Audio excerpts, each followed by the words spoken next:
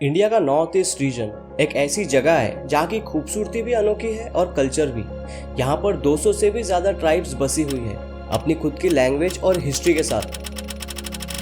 सदियों तक ये रीजन बाहरी दुनिया से अलग था, अपने आप में आजाद। लेकिन जब ब्रिटिशर्स आए तो सब कुछ बदल गया। उसके बाद जो हुआ वो था जंग, गद्दारी और बगावत, जिसने इस रीजन का फ्यूचर तय किया। कैसे ये आइसोलेटेड डाइवर्स रीजन अपनी खुद की लैंग्वेज और कल्चर के साथ भारत का एक हिस्सा बन गया। क्या थी वो कॉन्फ्लिक्ट, स्ट्रगल्स और फैसले जो नॉर्थ ईस्ट को भारत के साथ जोड़ने के लिए ज़रूरी थे। आइए जानते हैं इस वीडियो में।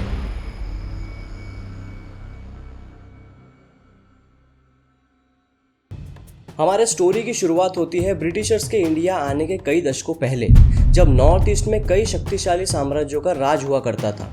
साम्राज्य जिन्होंने इस रीजन की सांस्कृतिक विविधता को आकार दिया।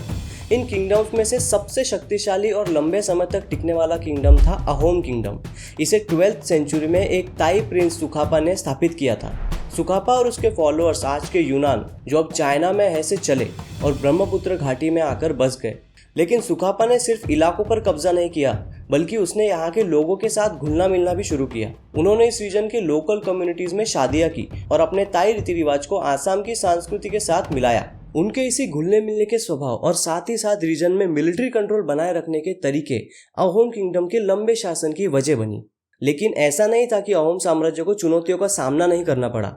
1667 में इस रीजन के हिस्ट्री का सबसे इम्पोर्टेंट टाइम आया, the battle of Saraighat. Mughal सम्राट औरंगजेब के नेतृत्व में मुगलों का साम्राज्य लगातार एक्सपांड हो रहा था और उनकी नज़र आसाम पर भी थी।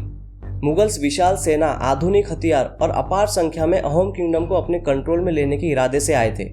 यह एक बहुत बड़ी जंग थी, क्योंकि जो भी ब्रह्मपुत्र वैली को कंट्रोल करता वो साउथ एशिया और साउथ ईस्ट एशिया के बीच के इस इम्पोर्टेंट गेटवे पर अपना अधिकार जमाता। पर अहोम्स के पास एक सीक्रेट वेपन था, Lachit Borphukan, a brilliant commander, जिनके लीडरशिप के अंडर अहोम्स ने गुरिल्ला टैक्टिक्स और उनके ब्रह्मपुत्र रिवर के नॉलेज को यूज करके मुगल्स को बुरी तरह से हरा दिया था। पर सिर्फ अहोम्स ही नहीं थे जो नॉर्थ ईस्ट में राज कर रहे थे। उनके ईस्ट में सूतिया किंगडम था, जो कि 12th सेंचुरी से लेकर 16th सेंचुरी तक मौजूद था।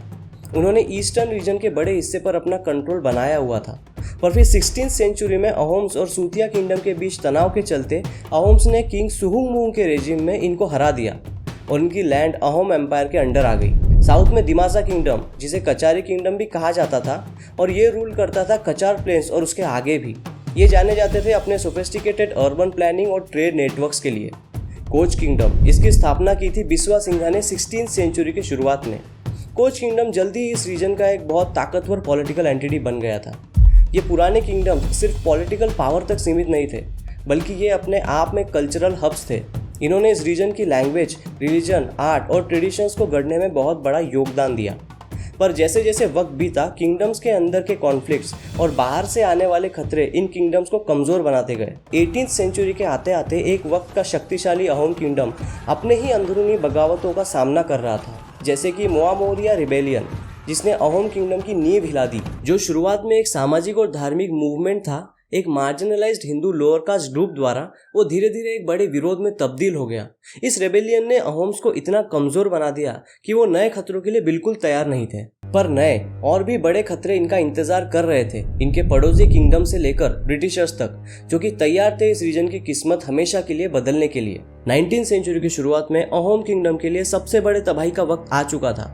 एक नए खतरे ने ईस्ट से उभरकर आसाम को अपने निशाने पर लिया। ये था बर्मीज आक्रमण। 1817 से लेकर 1826 के बीच आसाम के कई हिस्सों पर एक के बाद एक बर्मीज अटैक हुए। बर्मीज सेना ने आसाम के बड़े हिस्सों पर अपना कब्जा कर लिया।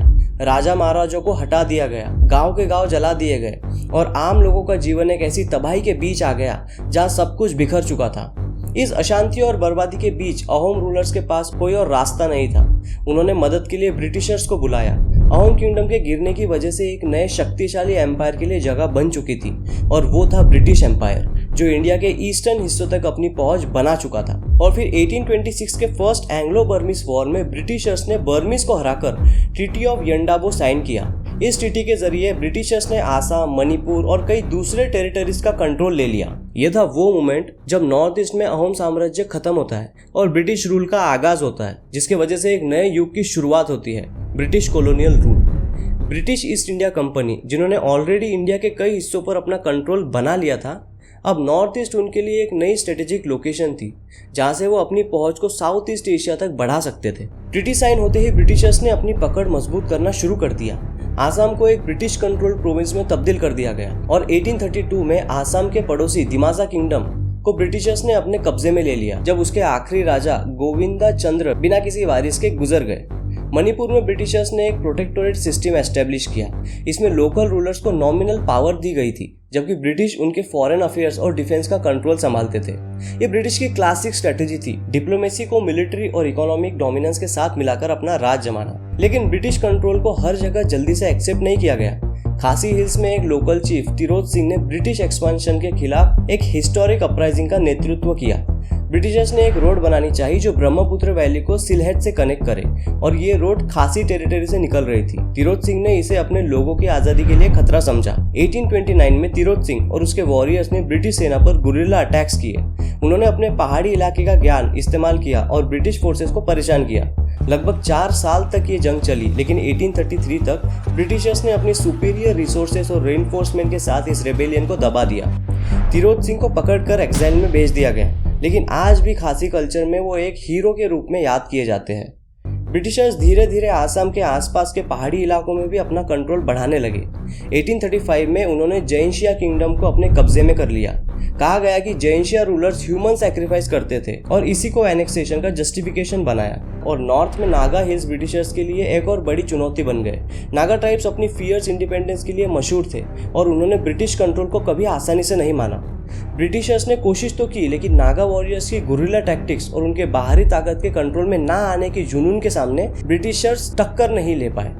19th सेंचुरी के एंड में जाके ब्रिटिशर्स इन पहाड़ी और इनएक्सेसिबल इलाकों में एक छोटी सी फुटहोल्ड बना पाए। इसी तरह गारो हिल्स में भी ब्रिटिशर्स ने ट्रीटीज और मिलिट्री एक्सपेडिशन के जरिए अपना कब्जा बनाया। मिड 1800s तक ब्रिटिशर्स ने अपना लूज एडमिनिस्ट्रेटिव स्ट्रक्चर इस रीजन में बना लिया था, लेकिन नेटिव ट्राइब्स के साथ कॉन्फ्लिक्ट लगातार चलते रहे। मिड 1900s तक ब्रिटिशर्स ने आसाम के फर्टाइल प्लेन से लेकर लोअर रीजन तक अपना कंट्रोल मजबूत कर लिया था। आसाम के प्लेन से लेकर पहाड़ी इलाकों तक उन्होंने डिप्लोमेसी, मिलिट्री पावर और स्ट्रेटेजिक अलायंस का इस्तेमाल कर अपना राज्य बढ़ाया, पर उनका पूरा कंट्रोल बाकी बचे हुए इनएक्सेसिबल हिल्स पर 19th सेंचुरी के एंड में जाकर ही बन पाया। ब्रिटिश एनेक्सेशन सिर्फ जमीन के कब्जे तक सीमित नहीं था, इसका असर पूरे सोशल, पॉलिटिकल और इकोनॉमिक स्ट्रक्चर पर पड़ा। ब्रिटिशर्स ने आसाम के पुरानी परंपराओं को बदल दिया और इस ट्रांसफॉर्मेशन ने इस रीजन के कॉम्प्लेक्स इतिहास का एक नया चैप्टर शुरू किया, जर्नी भारत का हिस्सा बनने की। जब दुनिया वर्ल्ड वॉर 2 के दौर से गुजर रही थी, इंडिया का नॉर्थ ईस्ट एक क्रूशियल बैटल ग्राउंड बना हुआ था साउथ ईस्ट एशिया पर कंट्रोल पाने के लिए। नॉर्थ ईस्ट समझो पहली बार ही एक ग्लोबल कॉन्फ्लिक्ट के बीच आ गया, जिसमें एक तरफ थे allied powers Britain, US, China और सोवियत यूनियन, और दूसरी तरफ थे एक्सिस पावर्स जिसमें जर्मनी, इटली और जापान थे। इंडिया को इस जंग में घसीटा गया बिना इंडिया के लीडर से बातचीत किए, उनसे कंसल्ट किए। सुभाष चंद्र बोस, जो महात्मा गांधी के नॉन वायलेंट स्ट्रगल से अलग एक आर्म रेवोल्यूशन में विश्वास रखते थे, उन्हें यहाँ पर एक अपॉर्चुनिटी दिखी ब्रिटिशर्स को इंडिया से निकालने की। उन्होंने जापान से मदद मांगी। जापानी सपोर्ट के साथ बोस ने इंडियन नेशनल आर्मी बनाई और उनका मकसद था बर्मा के रास्ते से भारत में घुसकर ब्रिटिशर्स को हराना। 1944 तक जापानीज और आयाने ने मिलकर एक बड़ा अटैक किया। उनका टारगेट था नॉर्थ ईस्ट के स्ट्रेटेजिक टाउन्स इम्फाल और कोहिमा। ये सोचा गया था कि अगर ये टाउन्स कैप्चर कर लिए गए तो भारत में एक बड़ी एंटी ब्रिटिश अपराइजिंग शुरू हो सकती थी। लेकिन ब्रिटिश और इंडियन फोर्सेस ने लोकल नागा गुरिल्लास के साथ मिलकर जापानीज और आयाने को हराने में सफलता पाई। लेकिन बोस का एक आजाद भारत का सपना इस रीजन के लोगों के दिलों में बस गया। नॉर्थ ईस्ट के लिए ये जंग सिर्फ एक ग्लोबल कॉन्फ्लिक्ट नहीं थी, बल्कि उनके खुद के आजादी के लड़ाई से जुड़ी हुई थी। वर्ल्ड वॉर के दौरान नॉर्थ ईस्ट एक क्रूशियल सप्लाई रोड बन गया था। लेडो रोड, जो इंडिया को चाइना के साथ बर्मा के जरिए जोड़ती थी, जापानीज के खिलाफ चाइनीज फोर्सेस को सपोर्ट करने के लिए एक लाइफलाइन बन गई। ये जंग नॉर्थ ईस्ट के लोगों के लिए बहुत मुश्किलें भी लाई। लोकल कम्युनिटीज को क्रॉस फायर में घसीटा गया, जगह जगह बॉम्बिंग हुई और मिलिट्री ने उनके सप्लाईज भी रोक लिए। रीजन के इन्वायरमेंट पर भी असर पड़ा जब फॉरेस्ट को मिलिट्री बेसेस और रोड्स के लिए उजाड़ दिया गया। जब 1945 में जंग खत्म हुई, नॉर्थ ईस्ट तबाह हो चुका था, लेकिन इसने लोगों में एक नई पॉलिटिकल अवेयरनेस को जगाया, जिसने आने वाले समय में इंडिया के आज़ादी के सफर में एक अहम भूमिका निभाई। जब 1947 में इंडिया ने आज़ादी हासिल की, नॉर्थ ईस्ट एक नए सवाल का सामना कर रहा था। ये रीजन नए इंडिया का हिस्सा कैसे बनेगा। नॉर्थ ईस्ट के लिए ये एक लंबी और कॉम्प्लेक्स जर्नी की शुरुआत थी। एक ऐसा रीजन जिसमें हर तरह के कल्चर, ट्राइब्स और प्रिंसली स्टेट्स बसे हुए थे। उन्होंने इंडिया के साथ जुड़ने के अपने चैलेंजेस को फेस किया। अब ब्रिटिशर्स तो जा चुके थे, लेकिन नॉर्थ ईस्ट में अब भी 2 इंपॉर्टेंट प्रिंसली स्टेट्स बचे हुए थे, मणिपुर और त्रिपुरा। ब्रिटिश रूल के अंडर इन दोनों को कुछ हद तक अपने फैसले खुद लेने की इजाज़त मिली हुई थी, लेकिन अब इनके सामने अपने फ्यूचर का सवाल था। क्या ये इंडियन यूनियन का हिस्सा बनेंगे या फिर अपना अलग रास्ता चुनेंगे। 1949 में काफ़ी नेगोशिएशन और पॉलिटिकल प्रेशर के बाद मणिपुर और त्रिपुरा ने इंस्ट्रूमेंट ऑफ एक्सेशन पर साइन किया, ऑफिशियली भारत का हिस्सा बन गए। लेकिन ये डिसीजन इतना आसान नहीं था। मणिपुर के पास अपनी खुद की कॉन्स्टिट्यूशनल असेंबली थी और लोग इस बात से नाराज थे कि उन्हें भारत में बिना पूरे रिप्रेजेंटेशन के शामिल किया जा रहा था। मणिपुर में टेंशन्स फिर भी बढ़ ही रहे थे। ये एक रिमाइंडर था कि नॉर्थ ईस्ट ज्योग्राफिकली तो इंडिया का हिस्सा बन गया था, लेकिन पॉलिटिकली और इमोशनली कहानी कुछ और थी। नागा हिल्स में तो सिचुएशन और भी कॉम्प्लेक्स थी। नागा नेशनल काउंसिल के लीडर AZ फिजो ने भारत में शामिल होने का आइडिया सीधा रिजेक्ट कर दिया। नागा लोग अपनी डिस्टिंक्ट कल्चर, लैंग्वेज और ट्रेडिशंस के साथ भारत के लार्जर स्टेट में अपनी आइडेंटिटी खोने से डरते थे। भारत की आज़ादी के एक दिन पहले फिजो और उनके सपोर्टर्स ने नागा हिल्स को इंडिपेंडेंट डिक्लेयर कर दिया, लेकिन प्राइम मिनिस्टर जवाहरलाल नेहरू ने इसको मंजूर नहीं किया। नेहरू का मानना था कि भारत की यूनिटी कॉम्प्रोमाइज नहीं हो सकती और नागा लोगों का अलग होने की डिमांड एक ऑप्शन नहीं था। ये एक लंबी इंसर्जेंसी की शुरुआत थी, जो मॉडर्न इंडिया के इतिहास की सबसे लंबी चलने वाली इंसर्जेंसीज में से एक है। इंडियन आर्मी को भेजा गया रेबेलियंस को दबाने के लिए, लेकिन नागा फाइटर्स ने गोरिल्ला टैक्टिक्स का इस्तेमाल करके जंग छेड़ दी। गांव जलाए गए, बहुत जाने गई और नागा स्ट्रगल एक सिंबल बन गया इस रीजन के भारत के साथ कॉम्प्लेक्स रिश्ते का। 1963 में बहुत सालों के कॉन्फ्लिक्ट और नेगोशिएशन के बाद इंडिया ने नागालैंड को एक स्टेट के रूप में कार्व किया, होपिंग कि ये डिसीजन शांति लाएगा। ये एक सिग्निफिकेंट कदम था नागा पीपल की यूनिक कल्चरल और पॉलिटिकल आइडेंटिटी को एक्नॉलेज करने के लिए। लेकिन पीस का रास्ता कमजोर था।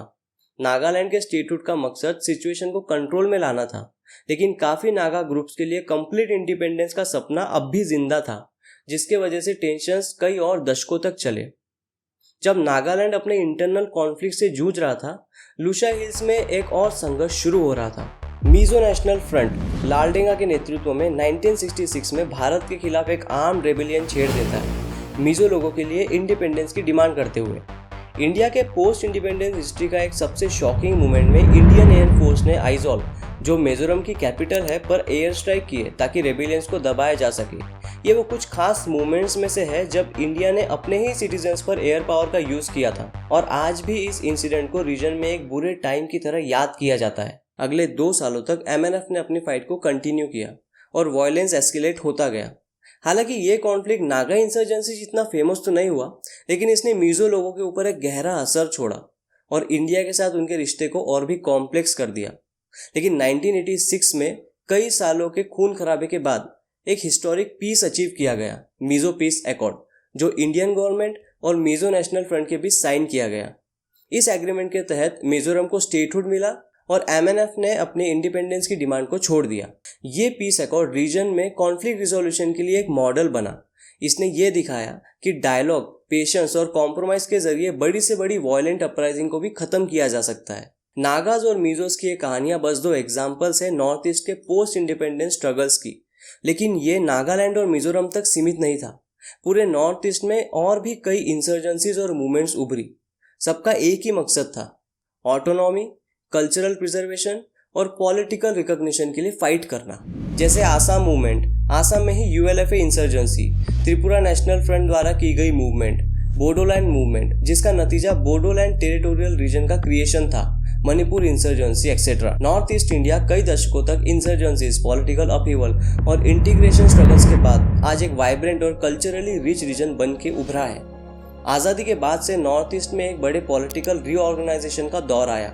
आसाम को 1947 में स्टेटहुड मिला, नागालैंड 1963 में बना, उसके बाद मेघालय, त्रिपुरा और मणिपुर को 1972 में पॉलिटिकल रिकॉग्निशन मिली और आखिरकार मिजोरम और अरुणाचल प्रदेश 1987 में स्टेट्स बने।